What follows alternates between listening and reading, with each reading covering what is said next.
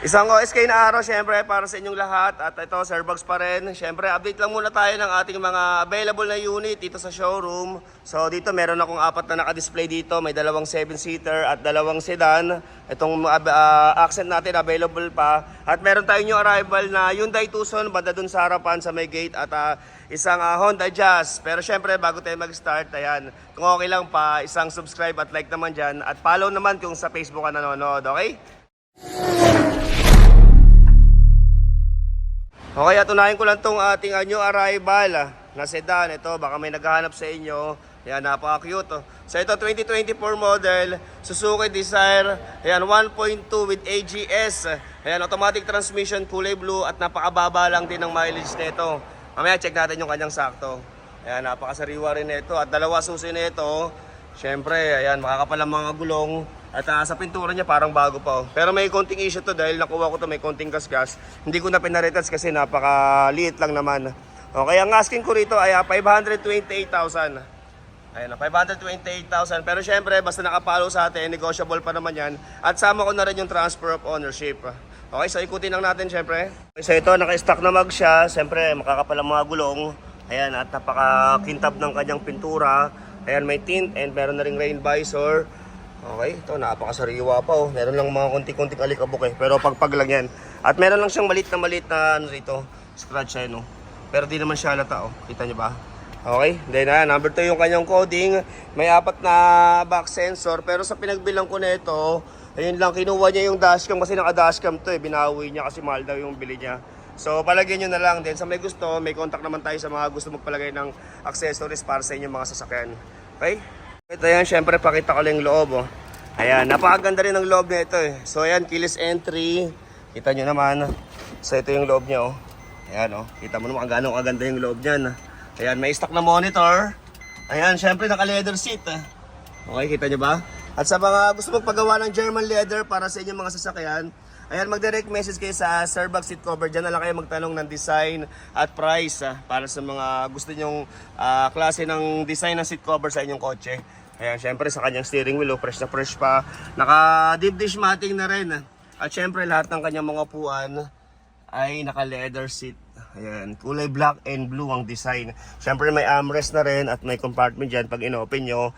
Ayan, may logo ng Suzuki dito. Ayan, sariwa to. Okay? Syempre, check natin yung kanyang saktong mileage. Ayan, okay? So, yun, 15,000. Dahil hinaan lang natin yung radyo. Baka tayo maka-copyright. Ayan, 15,000 yung kanyang saktong tinakbo. Start natin. Syempre, tapak brake. Ayan, one click start. At yung kanyang booklet, alam ko lang dito pa So, dito pa yung kanyang booklet. Pero wala yung ano, yung parang warranty, service record, wala na. Pero yung booklet nandyan pa. Okay, at dito naman sa compartment sa likod, ayan, naka-trunk tray na rin. Ito, okay? Wala lang siyang yung mga tools nung nakuha ko, pero bibilang ko na lang. Pero yung kanyang reserva, hindi pa nagamit. Yung reserbang gulong. So ito, naka-trunk tray na rin.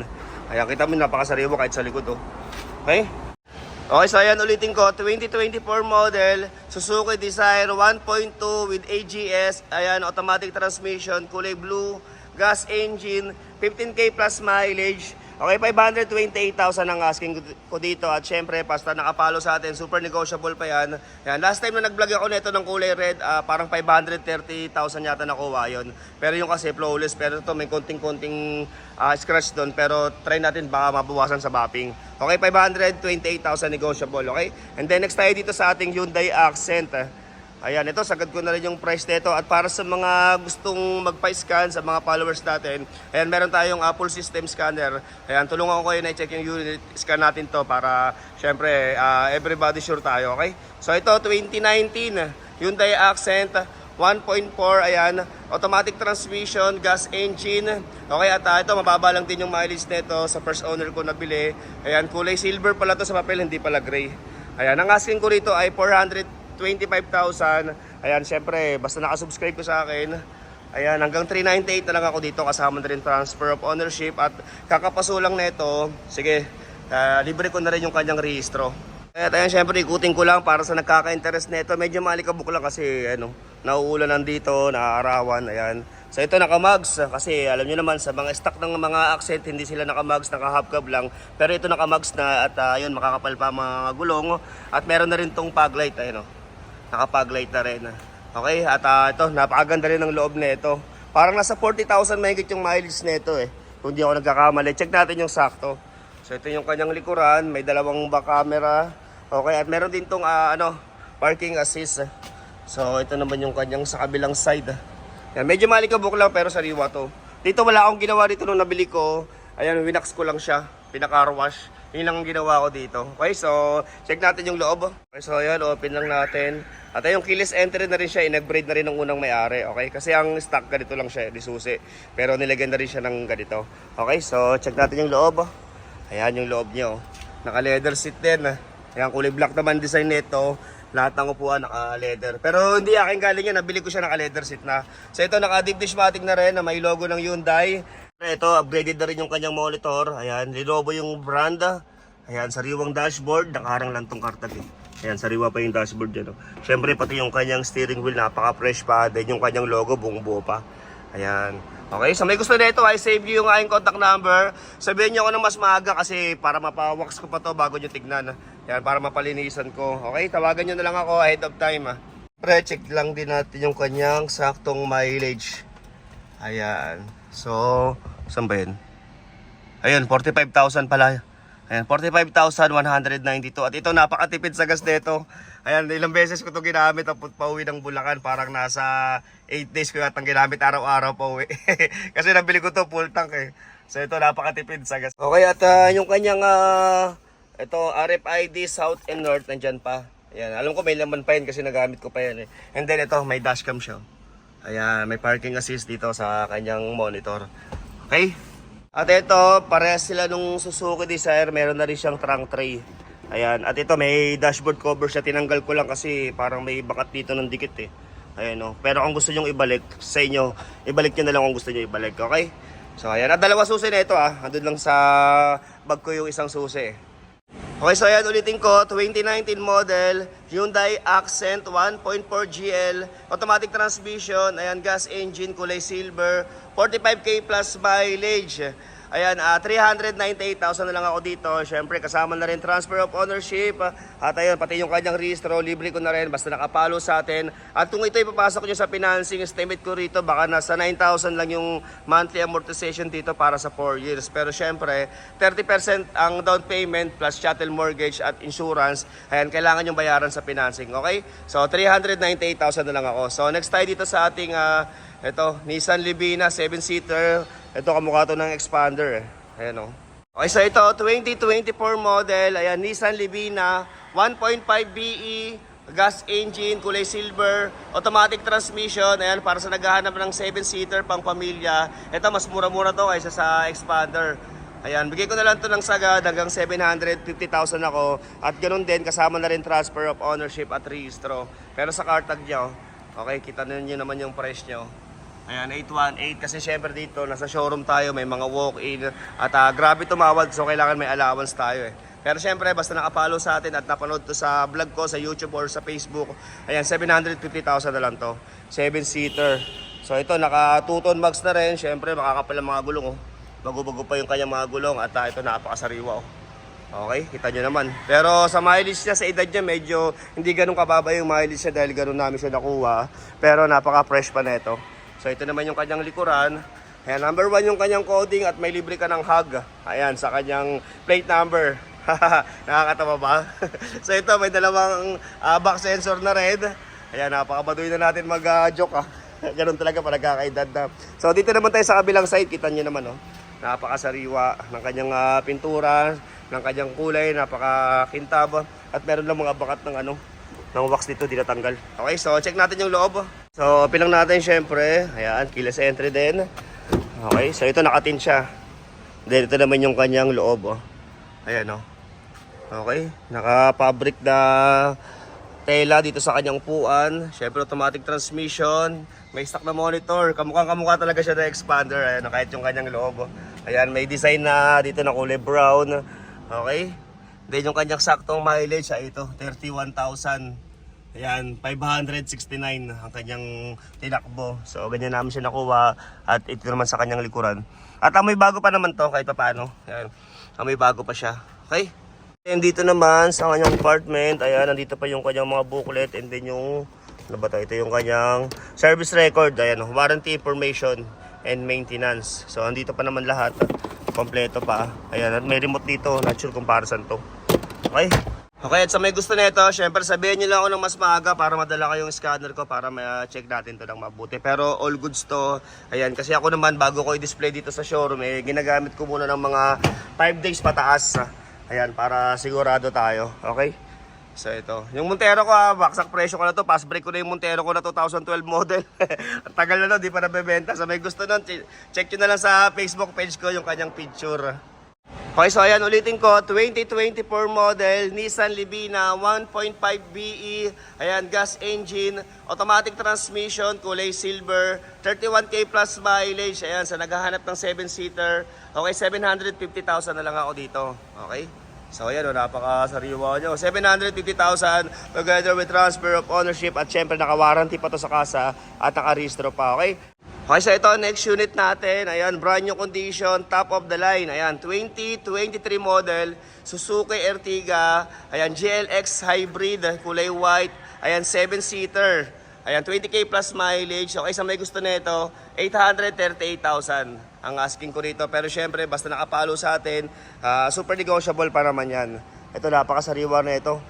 Buti pa yung isang dumating na ganito rito na GL lang, mas nauna pa nakuha, 850,000. Pero GL lang yun, ito GLX, top of the line eh. Okay, wala kasi nagbabate rito noong nakaraan eh, sayang. So ito kulay white, nakatuton mags oh.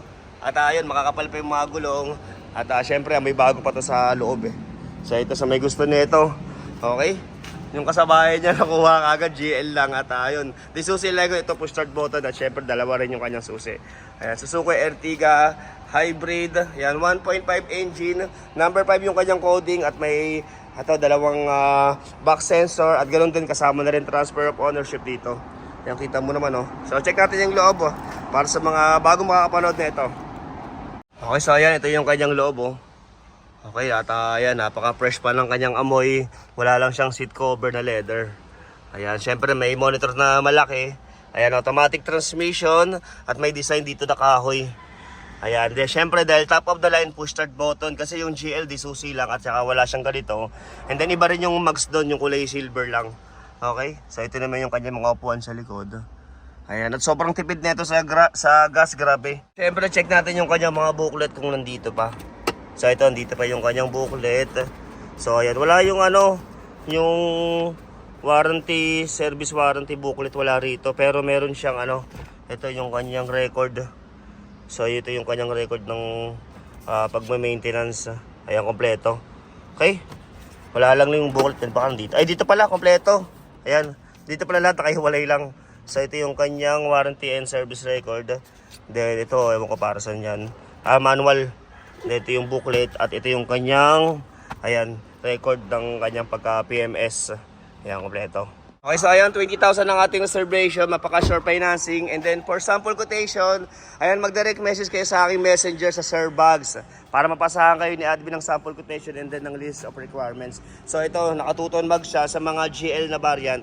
Ayan, naka-silver lang yung kanyang mags, pero ito nakatuton. Okay, so ito ulitin ko, 2023 model, Suzuki Ertiga GLX hybrid, ayan, top of the line, automatic transmission, 20K plus mileage, 7-seater, kulay white. Okay, 838,000 ang asking ko dito. At ayun, negotiable pa yan at kasama na rin transfer of ownership. Okay, 838,000. So next tayo sa iba. Okay, at ito, next unit natin at napakababa ng mileage nito. 2016 Hyundai Tucson CRDI diesel engine, ayan, kulay silver, 12,000 mileage only. Okay, all original, first owner, 4x2, automatic transmission, 738,000 naman ang asking dito. 738,000 at ganoon din, negotiable pa naman yan. 12K mileage para sa 2016 model. Pero kitang-kita naman sa itsura dyan, napakasariwa. Ayan oh. So ito, isave nyo yung aking contact number baka makalimutan nyo sa mga magpapa-schedule. So ito, naka-2-ton max din at napakalaki ng kanyang mags oh. Okay, syempre sa gulong makakapal pa yung kanyang mga gulong. Ayan, napaka-fresh pa nito. Tayo 2016 model. Okay, nakatinta rin, naka-rain visor, at may payong sa likod. Oh. Ayan. Okay, so ito naman yung kanyang likuran. Ayan, number 0 yung coding, CRDI diesel, at may 4 na rin na back sensor. So, check naman natin yung loob. Oh. Okay, at ito naman yung loob ng 2016 Hyundai Tucson. Ayan, diesel engine. Napakasariwa pa ng loob na ito. So, ayan, 12,000 mileage. Naka-plastic pa yung banda rito niya. Siyempre, push start button, sariwang dashboard. Sa mga na-encounter ko ganitong mabababa na mileage sa ganitong edad, kadalasan mga seaman yung may-ari o kaya OFW. Yun yung mga napansin ko. Kaya yung iba naman, sobrang daming sasakyan. Okay, so ayan, ulitin ko, 2016 model, Hyundai Tucson, ayan, CRDI, automatic transmission, diesel engine, 12,000 mileage only, 4x2, ayan, first owner, all original, 738,000 ang kanyang asking. 738,000 para sa 2016 model Hyundai Tucson, 12,000 mileage and negotiable pa yan. Okay, so next unit tayo. Okay, so ito last unit natin, Honda Jazz, baka may naghahanap sa inyo. Ito medyo bira tayo magkaroon nito dahil napakahirap ibenta, pero yan baka may naghahanap. Sa ito 2018 model Honda Jazz, ayan, automatic transmission, kulay red, first owner, ayan, 1.5 engine at yun, low mileage lang din to. Okay, 718,000 naman ang asking dito, 718,000. Ayan, so ikutin lang natin syempre para sa naghahanap ng ganitong unit. Ayan, naka max na kulay silver, syempre makakapal ang mga gulong. Ayan, gas engine, Honda Jazz. Okay, dito naman sa bandang likod, ayan, napaka-fresh pa rin naman. May mga konting-konting mga tutok lang na ganyan, no? Pero hindi naman masyadong halata. Ayan, number 2 yung kanyang coding, IBTIC engine. So ito sa kabilang side naman, napaka-fresh pa naman ng kanyang pintura. Ayan, napaka-kintabat. Ito, nakatinta rin. Okay, at syempre pakita ko lang yung kanyang loob. Oh. So ito yung loob ng 2018 Honda Jazz, automatic transmission. Okay, may stock na monitor na maliit.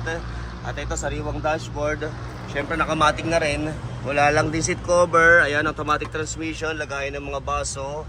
At ito naman yung kanyang mga upuan sa bandang likod. Sariwa pa naman yung loob niya. Check natin yung kanyang saktong mileage. Kasi dito ko sa kabilang side eh. Dapat nasa... Ayan, makikita naman yan kahit susuk lang natin ito. Ano. So, ito yung kanyang mileage. Ay, saan na ba? Ayan, 23,000 lang. Ayan, 23,353 pa lang yung kanyang tinakbo. Okay?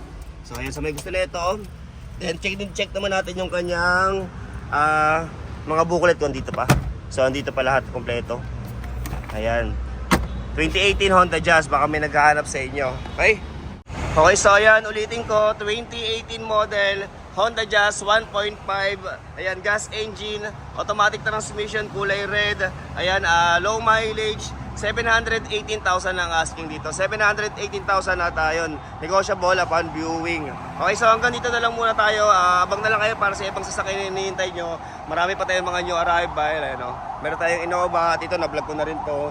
Siyempre, ayan, may Rush din tayo. May MG at ito, L300. Okay, abang-abang na lang kayo para sa ibang unit na hinahintay nyo. Siyempre, Starbucks pa rin ang pinakagwapong bugaw ng mga Reposis cars. Thank you very much for watching.